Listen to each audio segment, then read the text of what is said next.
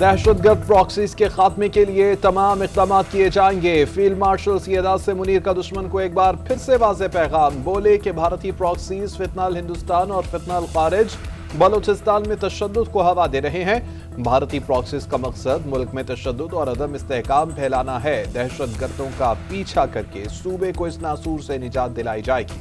Bloch नौजवान सूबे में खुशहाली के लिए मनफी सियासी एजेंडा मुस्तरद कर दें। पाकिस्तान खित्ते में अमन इस्तेहकाम का ख्वाह है।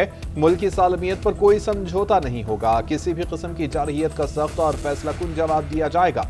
शहरियों के जानो माल का तहफ़्फ़ुज़ तरजीह है। GHQ में 17वीं नेशनल वर्कशॉप बलोचिस्तान के शरका से खिताब में फील्ड मार्शल ने मजीद कहा कि बलोचिस्तान पाकिस्तान का फख्र है। सूबे के लोग नहायत बासलाहियत, बाहिम्मत और मुहिब्बे वतन हैं।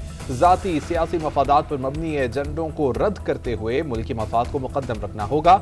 नौजवान भी तरक्की और देरपा इस्तेहकाम के लिए अपना किरदार अदा करें। वर्कशॉप के इख्तिताम पर सवाल जवाब की नशिस्त भी हुई। पाकिस्तान ने अमेरिका के कहने पर अफगानिस्तान में रजीम तब्दीली की साजिश का इल्जाम बेबुनियाद करार दे दिया। वज़ीर दिफा ख्वाजा आसिफ कहते हैं, हमें क्यों किसी हुकूमत की तब्दीली की जरूरत होगी। तालिबान और अमेरिका के पहले ही खुशगवार ताल्लुकात हैं। हम 4 या 5 तिहाइयों से अफगानिस्तान के मामलात में उलझ रहे हैं। अब सिर्फ एक अच्छे पड़ोसी की तरह अमन से रहना चाहते हैं। अफगानिस्तान के भारत समेत किसी भी मुल्क से ताल्लुकात पर कोई एतराज़ नहीं, जब तक उनके इक़दामात हमारी हदूद से तजावुज़ नहीं करते। ये उनका अपना मामला है। खबर एजेंसी रॉयटर्स से इंटरव्यू में मजीद कहा कि अफगानिस्तान से दरअंदाजी रुकेगी तो मुआहदा बरकरार रहेगा। किसी भी हमले को मुआहदे की खिलाफ वर्जी करार दिया जाएगा। एक सवाल के जवाब में बोले, 25 अक्टूबर को इजलास में मजीद नई चीजें तय की जाएंगी। मुमकिन है तुर्किया में मुज़ाकरात 27 अक्टूबर तक जारी रहे।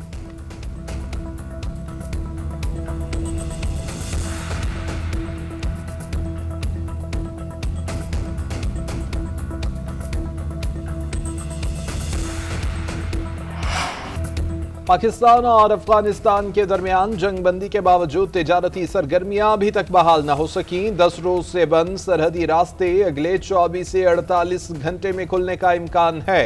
कस्टम्स का अमला तुर्कम टर्मिनल पहुंच चुका है। तिजारती गुजरगाह पर कार्गो गाड़ियों की क्लियरेंस के लिए स्कैनर्स भी नस्ब कर दिए गए हैं।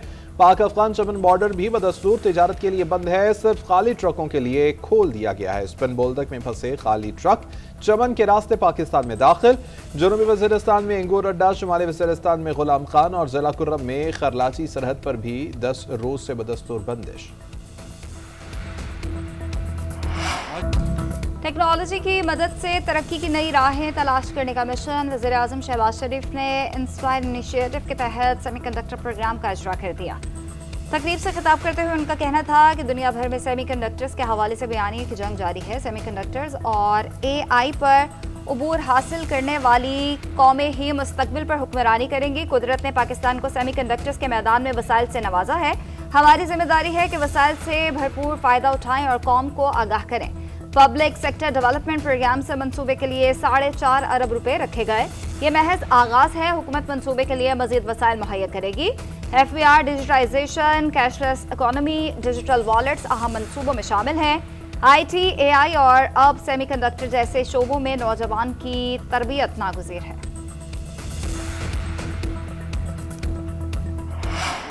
एक मजहबी फिरके को टारगेट करने का तासुर गलत है। पंजाब हुकूमत TLP का मामला देख रही है। फंड रेजिंग करने वालों के खिलाफ कार्रवाइयों का चंद रोज में पता चल जाएगा।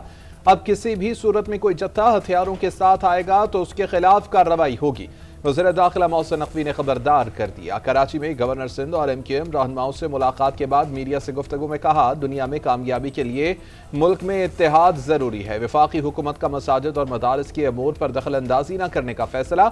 वज़ीर दाखिला मोहसिन नकवी की मुफ्ती मुनीबुर रहमान की रिहाइशगाह पर उलमाए कराम के वक्त से मुलाकात। उलमाए कराम को तमाम मसाइल हल करने की यकीन दहानी करा दी गई। मुलाकात में बहुत जल्द इस्लामाबाद में तफसीली नशिस्त के एहतमाम पर इत्तेफाक। तमाम जायज़ मसाइल को तरजीही बुनियादों पर हल करने पर भी मुत्तफिक। हुकूमत और उलमाए कराम में राबते के लिए फोकल पर्सन तैनात।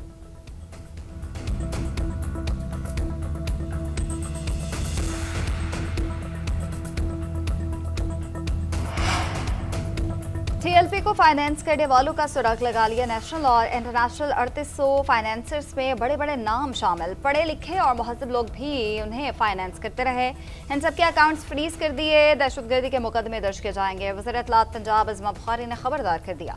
कहा इस्लाम के नाम पर लाखों रुपए चंदा इकट्ठा किया गया। साबिर रिज़वी के घर से सोना, चांदी, 69 घड़ियां, सोने के कंगन, हार, अंगूठियां और दीगर अशिया मिली। तहरीक लब्बैक के ज़ेर इंतजाम 130 मसाजिद को हुकूमती कंट्रोल में ले लिया गया। खादिम हुसैन रिजवी की कब्र कहीं शिफ्ट नहीं की जा रही। कब्र के नाम पर चंदा इकट्ठा नहीं करने दिया जाएगा। केपी पुलिस के लिए 15 साल पुरानी गाड़ियों के तोहफे पर विफाक और केपी हुकूमत आमने सामने। चेयरमैन पीटीआई ने गाड़ियां न लेने की वजह बता दी। कहते हैं केपी हुकूमत को जो गाड़ियां दी गई वो पहले से यूएन के ज़रिए इस्तेमाल थी। केपी की हुकूमत और पुलिस की ज़रूरियात के मुताबिक वो गाड़ियां अहल नहीं थी, इसलिए वापस की गई। अडयाला जेल के बाहर मीडिया से गुफ्तगू में मजीद कहा, वज़ीर आला की बानी से मुलाकात ना हुई तो 8 से 10 अफराद पर मुश्तमिल काबीना बना देंगे। हतमी मंजूरी बानी ही देंगे। नवाज शरीफ से भी जेल में मुशावरत होती थी। लंदन जाकर भी उनसे मुशावरत की जाती थी।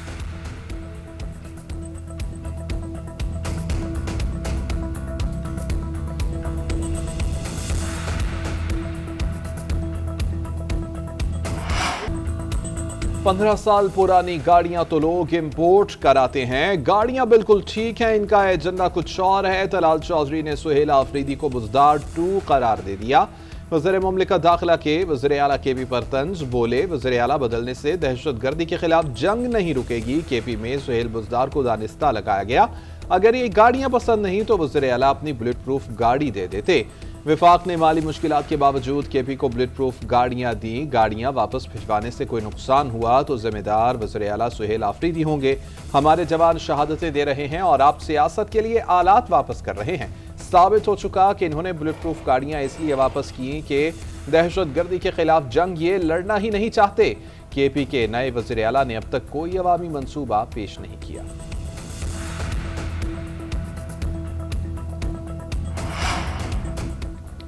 विफाक गाड़ियां दे रहा है तो केपीके को ले लेनी चाहिए। गाड़ियों से मुतालिक रिपोर्ट आईजीपी ऑफिस और वजारत दाखिला से तलब कर ली। अगर गाड़ियां दुरुस्त थीं तो रखनी चाहिए थी, वापस भेजने के बजाय मजीद कोशिश करनी चाहिए थी।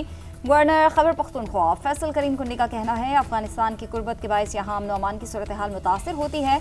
अमन न होने से कारोबार को फरोग नहीं मिल सकता। वज़ीर आला के साथ इब्तदाई मुलाकात मुस्बत रही। अगर यही सूरत हाल रही तो मैं भी मुस्बत रवैया रखूंगा। मेरी कोशिश है कि सूबे की तरक्की के लिए अमली इकदाम करें।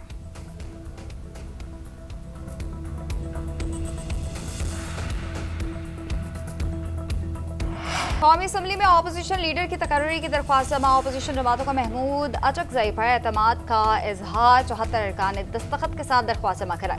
चीफ व्हिप की जानिब से स्पीकर कौमी असम्बली को खत इरसाल। फौरी कायदे हिज़्ब इख्तिलाफ की तकर्री का मुतालबा। असद कैसर का कहना है, उमर अयूब की नाहरी की वजह से अपोजिशन लीडर की जगह खाली थी।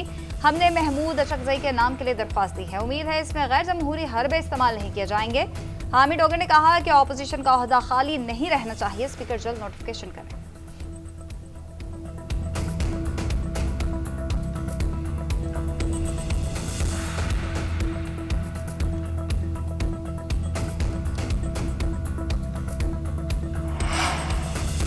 तरमीम हो चुकी है तो क्या हमें तरमीम से पहले वाले दौर में जाना पड़ेगा? क्या हमें पहले 26वीं तरमीम को मुअत्तल करना पड़ेगा? जस्टिस मुसर्रत हिलाली के 26वीं तरमीम के इसके दौरान सवालात। दरख्वास्त गुजार के वकील शबर रिजवी ने मौक़िफ़ इख्तियार किया।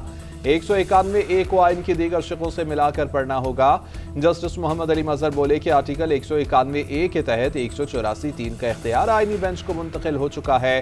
कहाँ लिखा है कि सुप्रीम कोर्ट से बाहर कुछ बन गया? रेगुलर और आइनी बेंच एक दरख्त की 2 शाखें हैं। जस्टिस जमाल मंदोखिल ने इस्तफसार किया, आप कह रहे हैं कि बेंच और सुप्रीम कोर्ट अलग अलग हैं। वकील ने जवाब दिया कि बेंच को इख्तियारात दे दिए गए हैं, सुप्रीम कोर्ट से छीने नहीं गए। बननी तो आईनी अदालत ही थी मगर बेंच बन गया। जस्टिस जमाल मंदोखिल बोले, आप मशवरा दे रहे हैं कि आईनी अदालत बननी चाहिए। जस्टिस अमीनुद्दीन खान ने रिमार्क्स दिए कि हमें वजाहत इस पर चाहिए, जो जजेस आईनी बेंच का हिस्सा नहीं हैं वो कैसे केस सुन सकते हैं? हकाइक बहुत से हैं मगर हम आइन के पाबंद हैं। सुप्रीम कोर्ट के 2 सीनियर जजेस ने कोड ऑफ कंडक्ट में तरमीम पर एतराज़ात उठा दिया। जस्टिस मंसूर अली शाह और जस्टिस मुनीब अख्तर के जुडिशल कमीशन को खत मंजर आम पर आ गया। मौजूद जजेस का काउंसिल में जस्टिस सरफराज डोगर की शमूलियत पर एतराज। खत में मजीद कहा कि अगर तरमीम अपना ली गई तो यह अदलिया की आज़ादी को महदूद कर देगी। 26वीं तरमीम अभी सुप्रीम कोर्ट में चैलेंज है। काउंसिल के 2 अरकान का मुस्तकबिल भी इस केस के साथ तय होना है। इजलास से पहले खत लिखा था कि जस्टिस डोगर के मामले पर अपील ज़ेर इल्तवा है। जस्टिस डोगर को निकालकर काउंसिल की तश्कील न होनी चाहिए थी।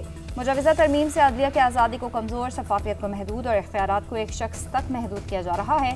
ये मखसूस जजेस की आवाज़ दबाने के लिए इस्तेमाल हो सकती है।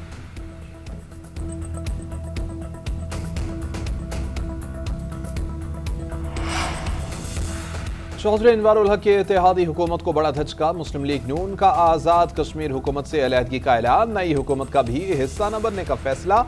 पार्टी सदर शाह गुलाम कादिर ने सियासी बहरान का हल नए इंतखाबात को करार दे दिया। कहा, मुस्लिम लीग नून आम इंतखाबात के बगैर किसी नई हुकूमत का हिस्सा नहीं बनेगी। हम असम्बली में अपोजिशन में बैठेंगे। जो भी रुकने असम्बली जमाती पॉलिसी से इन्हिराफ करेगा, पार्टी कार्रवाई का सामना करेगा।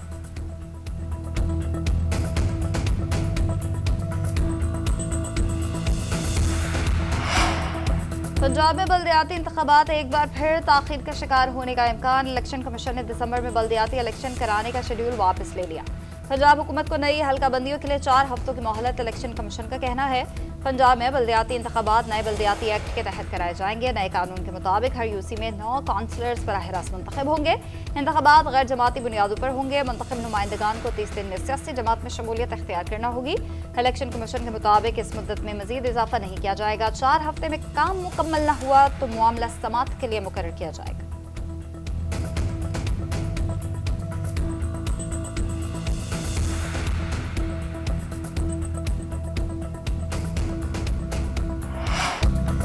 भारत में दिवाली का जश्न फजा को जहरीला करने लगा। आतिशबाजी और पटाखों के बायस आलूदगी में खतरनाक हद तक इजाफा। नई दिल्ली में air quality index 772 record.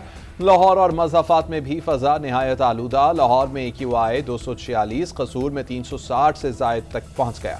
Kanha में 335, UET के अतराफ 285 और टाउन हॉल में 284 तक जा पहुंचा। रिपोर्ट के मुताबिक नई दिल्ली की आलूदगी से आज लाहौर में धुंध और स्मोक बढ़ेगी। धर्मशाला से 5 किलोमीटर फी घंटा की रफ्तार से हवाएं गुजरावाला से लाहौर और फैसलाबाद की जानिब आएंगी। पंजाब में इमरजेंसी एक्शन प्लान फाल कर दिया गया। धुआं छोड़ने वाली गाड़ियों के खिलाफ क्रैकडाउन जारी।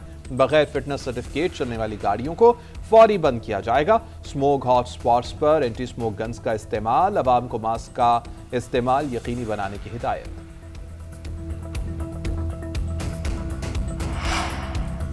खैबर पख्तूनख्वा से अफगान बाशिंदों की मुल्क बदरी का ऑपरेशन तेज। 19 रोज में 67,000 से ज्यादा अफगान शहरियों को वापस भेजा गया।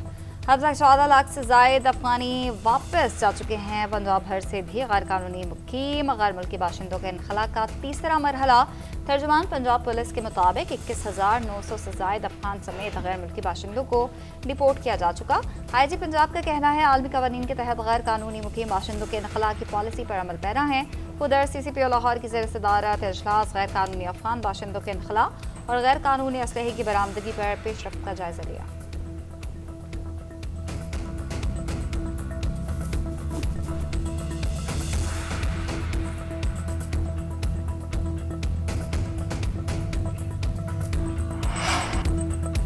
टैक्स अदायगी में तनख्वाहदार एक बार फिर से आगे। एक समाही में कौमी खजाने में 130 अरब रुपए का टैक्स जमा करा दिया। तनख्वाहदारों की टैक्स अदायगी ताजरों, थोक फरोशों और बरामद कुरिंदगान से 3 गुना ज्यादा निकली।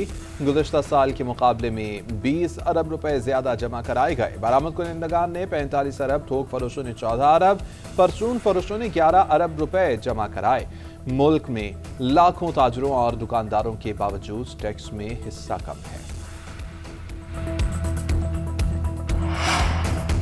वज़ीर आला पंजाब ने mobile police station and licensing unit project का इफ्तिताह कर दिया। पंजाब की पहली मोबाइल यूनिट का मुआयना। पहली मरतबा मोबाइल पुलिस स्टेशन में इंदराज मुकदमा की सहूलत होगी। ड्राइविंग लाइसेंस के इजरा की सहूलत भी मिलेगी। मरियम नवाज ने चाबियां मुतल्लिका ऑफिसर्स के हवाले कर दी। अमले से काम से मुतालिक सवालात पूछे। अवाम के साथ हमदर्दी से पेश आने की हिदायत की।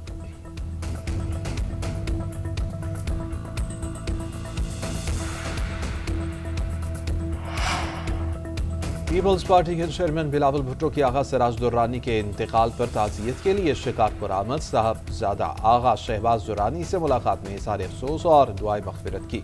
बिलावल भुट्टो का कहना था कि आगा सिराज दुरानी ने दौरे आमरीत में सऊबतें बर्दाश्त की, मगर भुट्टोइज्म के नजरिए से इन्हिराफ नहीं किया।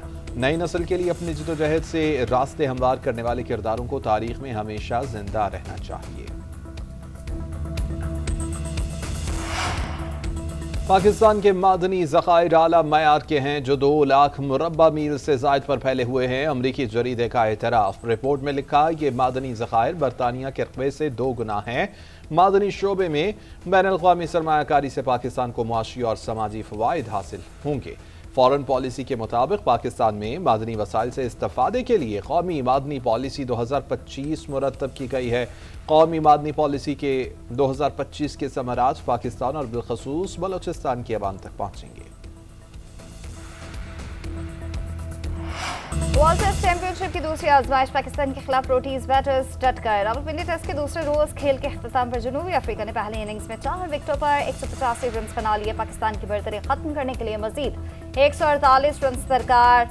ट्रिस्टन स्टेब्स 38 और कायल वेरन 10 रन के साथ क्रीज पर मौजूद। ट्रिस्टन और टोनी डिजोर्जी ने तीसरे विकेट के लिए 113 रन की शराकत कायम की। एडन मार्करम 32 और रियान रिकल्टन 14 रन बनाकर पवेलियन लौटे। टेस्ट डेब्यू करने वाले आसिफ आफरीदी ने डिजोर्जी को 55 रन पर आउट करके पहली विकेट हासिल की। पाकिस्तानी टीम पहली इनिंग्स में 333 रन बनाकर आउट हुई।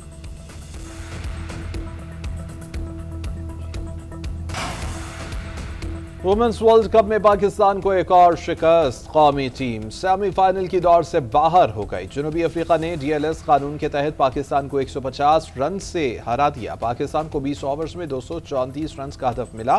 ग्रीन शर्ट 7 विकेट पर 83 रन ही बना सकी। प्रोटीज ने 40 ओवर्स में 9 विकेट पर 312 रन बनाए थे।